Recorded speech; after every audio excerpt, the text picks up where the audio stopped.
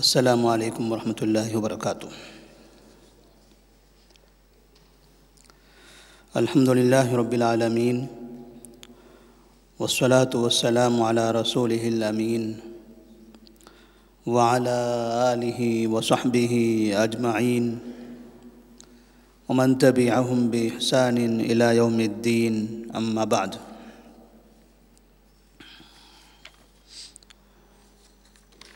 سیرت النبی کے سلسلے میں ہمارے آج کے درس کا عنوان ہوگا قریش کی جانب سے ابو طالب کو دھمکی اور نبی کریم صلی اللہ علیہ وسلم کے قتل کا سودا۔ نبی کریم صلی اللہ علیہ وسلم نے صحابہ رضی اللہ تعالیٰ عنہم کو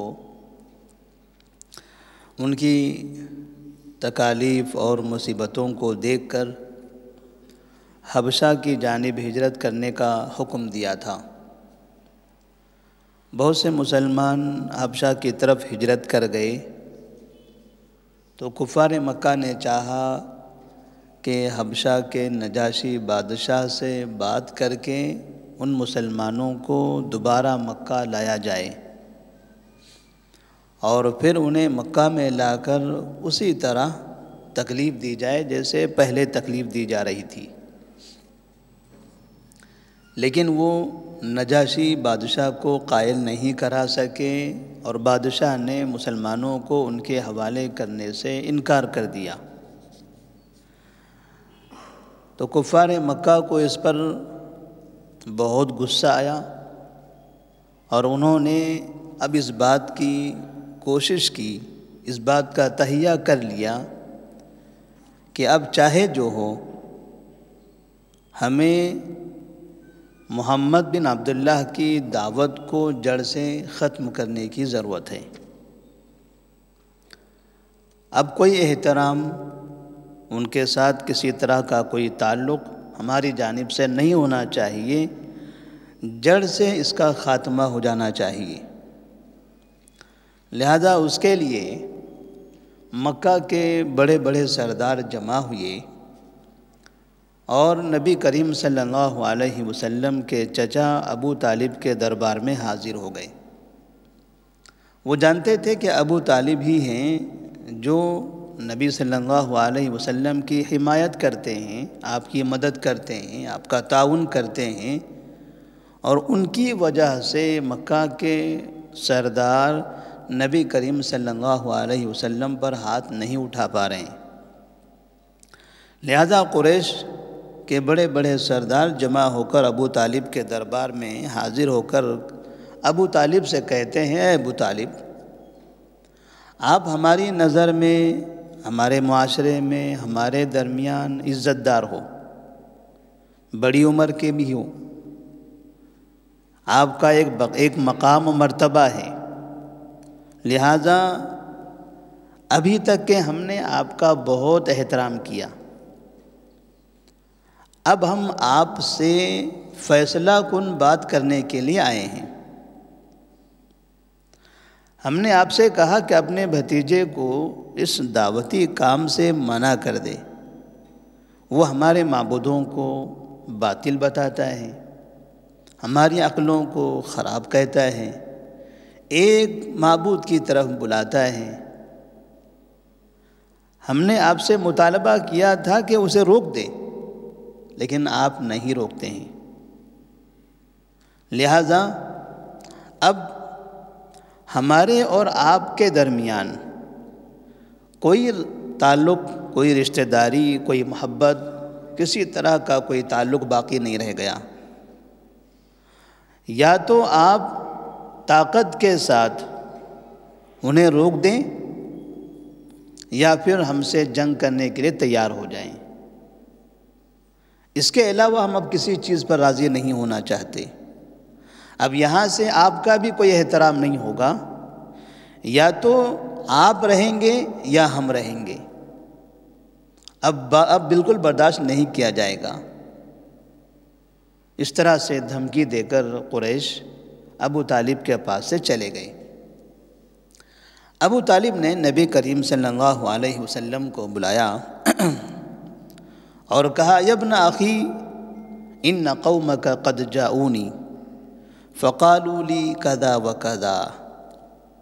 میرے بھتیجے تمہاری قوم کے لوگ آئے تھے، انہوں نے مجھے ایسے دھمکی دی ہے، فبقى علی وعلی نفسک، لہذا اپنے آپ پر اور مجھ پر رحم کرو،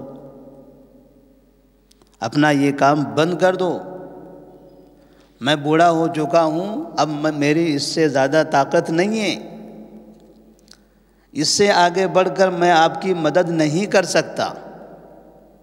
مجھ پر بھی رحم کرو، اپنے آپ پر بھی رحم کرو اور اپنا یہ کام بند کر دو۔ نبی کریم صلی اللہ علیہ وسلم نے دیکھا چچا آج بالکل بدلے ہوئے نظر آ رہے ہیں،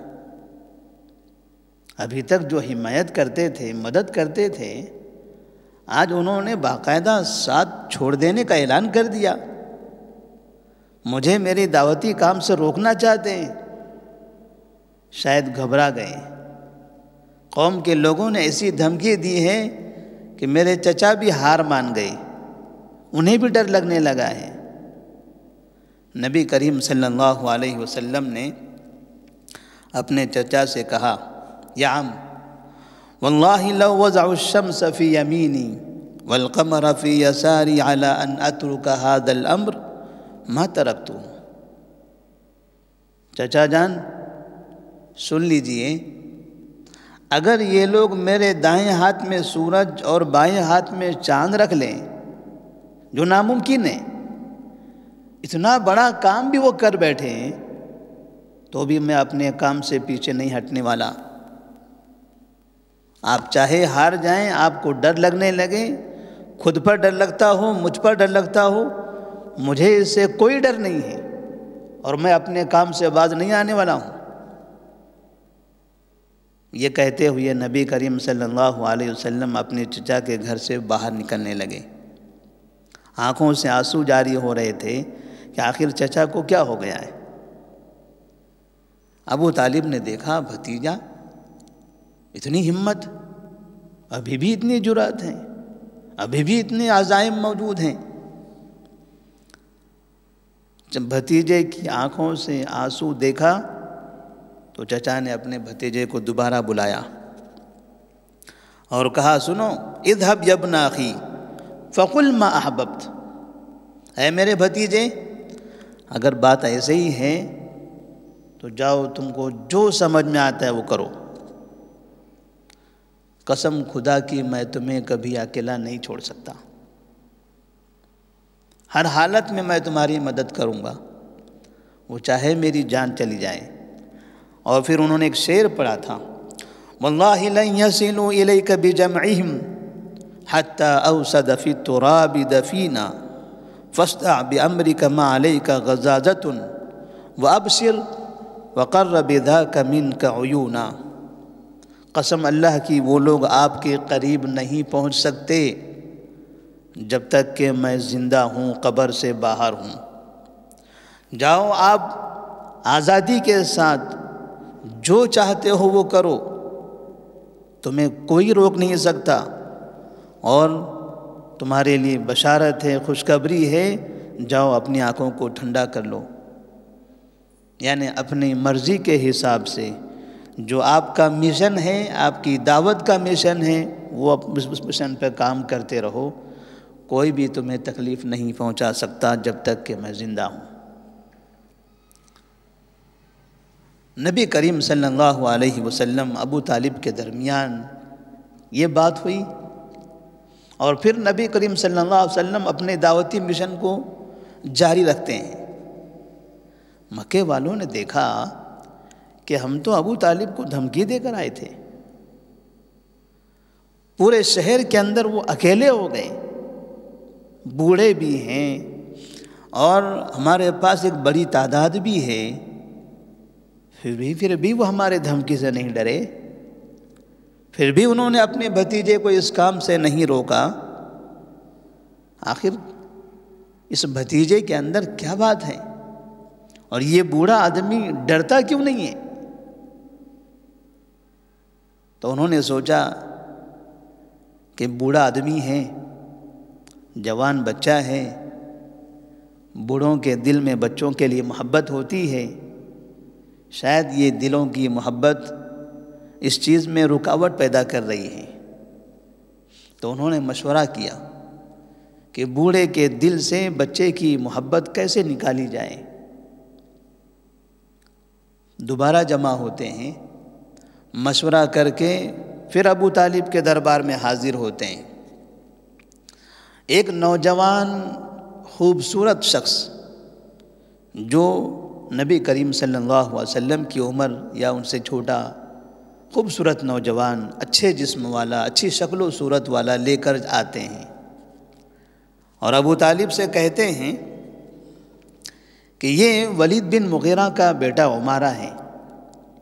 شکل و صورت میں بڑا خوبصورت ہے، بہت ذہین ہے، بہت چالاک ہے، اچھے اخلاق والا ہے، بڑا اچھا شخص ہے۔ اس خوبصورت اچھے نوجوان کو آپ رکھ لیجئے، آپ کے دل میں بچوں کے لیے محبت ہے،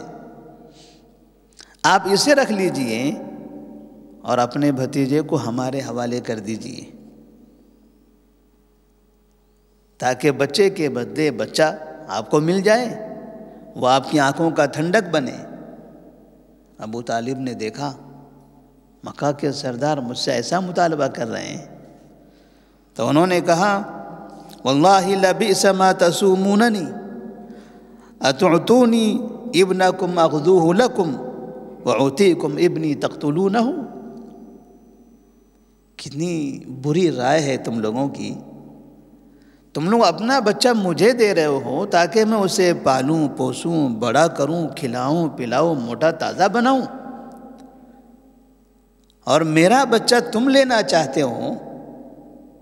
تاکہ تم اسے قتل کر دو۔ کون سے انصاف کی بات کر رہے ہو؟ تو درمیان میں کچھ لوگوں نے کہا ابو طالب یہ انصاف والا کام ہے، یہ آخری بیٹھک ہے ہماری، اس بات کو مان لو، قبول کر لو، اس میں تمہارا فائدہ ہوگا، یہ بچہ لے لو اور اپنے بھتیجے کو ہمارے حوالے کر دو۔ ابو طالب نے جواب میں کہا واللہ ما انصفتمونی، قسم اللہ کی تم لوگوں نے انصاف نہیں کیا ہے، تمہاری بات درست نہیں ہے اور میں ایسا کبھی نہیں کر سکتا۔ ابو طالب کو انہوں نے دیکھا کہ ابو طالب یہاں بھی ماننے کے لیے تیار نہیں ہے۔ وہ سمجھتے تھے کہ شاید یہ خوبصورت نوجوان لے کر اس کو پالیں گے، بڑھاپے میں بچے کی محبت اس سے مکمل ہو جائے گی اور ان کے بھتیجے کو لے کر ہم قتل کر دیں گے، معاملہ ختم ہو جائے گا، انہیں بچہ بھی مل جائے گا اور ہم محمد سے چھٹکارا بھی پالیں گے۔ ابو طالب نے انکار کر دیا۔ کفار قریش وہاں سے واپس چلے گئے، اور اس کے بعد پھر انہوں نے نبی کریم صلی اللہ علیہ وسلم کو اپنے بلبوتے پر ابو طالب کی مدد کے بغیر مکمل طور پر قتل کرنے کا پلان بنا لیا، اور اس کے لیے انہوں نے ایک بڑا سا مشورہ کیا۔ مشورہ کر کے وہ چاہتے تھے کہ نبی کریم صلی اللہ علیہ وسلم پر اچانک کئی سردار مل کر حملہ کر دیں تاکہ نبی کریم صلی اللہ علیہ وسلم کا خاتمہ ہو جائے۔ تقریباً 5-6 سال گزر چکے تھے نبی صلی اللہ علیہ وسلم کو جو نبوت ملی تھی، نبوت کے 5-6 سال تک کے نوبت یہاں تک آ گئی کہ مکہ کے لوگ اب جڑ سے آپ کا خاتمہ کر دینا چاہتے ہیں، آپ کو قتل کر دینا چاہتے ہیں، لیکن اللہ تبارک و تعالیٰ نے تو وعدہ کیا ہے کہ دین کا غلبہ ہوگا، دین غالب ہو کر رہے گا، نبی کریم صلی اللہ علیہ وسلم کی حفاظت ہوگی، دین کی حفاظت ہوگی۔ اللہ تبارک و تعالیٰ نے نبی کی بھی حفاظت فرمائی، دین کی بھی حفاظت فرمائی۔ اس سے سمجھ میں آتا ہے کہ نبی کریم صلی اللہ علیہ وسلم کے زمانے میں بھی آج ہم دیکھتے ہیں دنیا کے اندر بہت سی جگہوں پر لوگ نبی کی توہین کرتے ہیں، نبی کی شان میں گستاخی کرتے ہیں، نبی کو برا کہتے ہیں، کبھی نبی کی تصویریں بنا کر اس کی توہین کرتے ہیں۔ مسلمانوں کو غصہ آتا ہے، خراب لگتا ہے کہ ہمارے نبی کے ساتھ ایسا ہو رہا ہے۔ مسلمانوں کا ایمان جاگ جاتا ہے، وہ جذبے میں آتے ہیں اور نبی کی نصرت کے لیے، نبی کی شان کی بقا کے لیے وہ راستوں پر آ جاتے ہیں، سرکاروں سے مطالبے کرنے لگتے ہیں کہ مجرم کو سزا دی جائے جس نے ہمارے نبی کے ساتھ یہ برا سلوک کیا ہے۔ جس وقت نبی کریم صلی اللہ علیہ وسلم موجود تھے، اس وقت ان کے درمیان رہنے والے لوگوں نے بھی اس سے کہیں زیادہ نبی کو تکلیف دی ہے۔ نبی کو مارا، ستایا، گالیاں دی، برے ناموں سے پکارا، کبھی چہرے پر آ کے تھوک دیے، اور آخر میں اب وہ چاہتے ہیں کہ نبی کریم صلی اللہ علیہ وسلم کو قتل کر دیا جائے۔ لیکن اللہ تبارک و تعالیٰ نے آپ کی مدد فرمائی۔ اس طرح سے انسانی زندگی کے اندر نبی کے نقش قدم پر چلنے والے، نبی کے راستے پر چلنے والے اتنا بھی ہو سکتا ہے کہ انہیں قتل کر دیا جائے، جیسے کہ بہت سے علماء کو اسلامی تاریخ کے اندر قتل کیا گیا، بڑے بڑے دعات کا قتل ہوا، اور آج بھی دنیا کے کئی ملکوں میں باقاعدہ طور پر ایسے علماء، ایسے دعات جو عقید توحید کی دعوت دیتے ہیں، انہیں چن چن کر مارا جا رہا ہے، انہیں قتل کیا جا رہا ہے۔ وقتاً فوقتاً جن کے ہاتھوں پر کثرت سے لوگ مسلمان ہوتے ہیں، پوری سرکاریں ان کے پیچھے لگی ہوئی ہوتی ہیں کہ آخر کیا وجہ ہے، کون سا طریقہ ہے کہ اس آدمی کے ہاتھوں پر کئی لوگ مسلمان ہو رہے ہیں، اس کا کھانا پانی بند کر دیا جائے، اس کا بینک بیلنس بند کر دیا جائے، اس کے نشاطات پر پابندی لگا دی جائے، اس کے سفر کو ممنوع قرار دیا جائے، اس کو گھر میں نظر بند کر دیا جائے، اس کو اپنے ملک سے باہر نکال دیا جائے، اس کو ایسا مجبور کر دیا جائے کہ یہ نہ کہیں سفر کر سکے، نہ گھر سے باہر نہ نکل سکے، نہ بول سکے۔ کئی پابندیوں کے باوجود بھی اللہ تبارک و تعالیٰ کوئی نہ کوئی راستہ نکالتا ہے، اور دعوت دینے والے، دین کا کام کرنے والے، عقید توحید کی دعوت دینے والے آزادی سے الحمدللہ کامیابی حاصل کرتے ہیں۔ تو اللہ سے دعا ہے کہ اللہ تبارک و تعالیٰ جو لوگ دنیا کے اندر نبی کریم صلی اللہ علیہ وسلم کے اس مشن کو، عقید توحید کی دعوت کو عام کر رہے ہیں، اس مشن کو لے کر آگے بڑھ رہے ہیں، اللہ ان کی مدد فرمائے، ان لوگوں کی دعوت کو کامیابی عطا فرمائے، ان کے اندر آپس میں اتحاد و اتفاق پیدا فرمائے، انہیں ہر طرح کے شر سے محفوظ رکھے، انہیں، ان کے گھر والوں کو، ان کی دولت کو، ان کی جائیداد کو، ان کی تجارتوں کو، جو چیز بھی ان کے لیے معاون ہے، اللہ ان تمام چیزوں کی حفاظت فرمائے اور ان کی مدد فرمائے۔ والسلام علیکم ورحمۃ اللہ وبرکاتہ۔